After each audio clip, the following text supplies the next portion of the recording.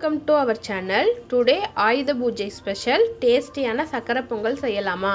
தேவையான பொருள் டிஸ்கிரிப்ஷன்ல கொடுத்திருக்கேன், செக் பண்ணிக்கோங்க. குக்கரை வச்சு 3/4 டம்ளர் பச்சரிசி, 1/4 டம்ளர் பாசிப்பருப்பு எல்லாத்தையும் போட்டு நல்லா கழுவி எடுத்துக்கோங்க.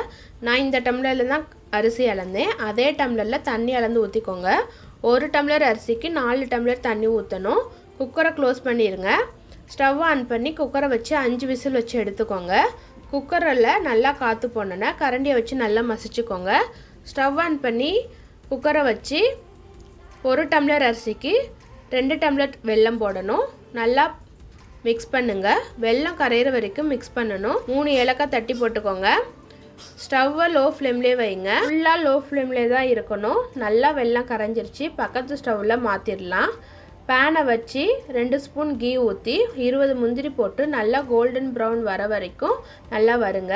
பொங்கலில் ஊற்றி நல்லா மிக்ஸ் பண்ணுங்கள். 2 ஸ்பூன் கீ ஊற்றி நல்லா மிக்ஸ் பண்ணி இறக்குனா டேஸ்டியான சக்கரை பொங்கல் ரெடி.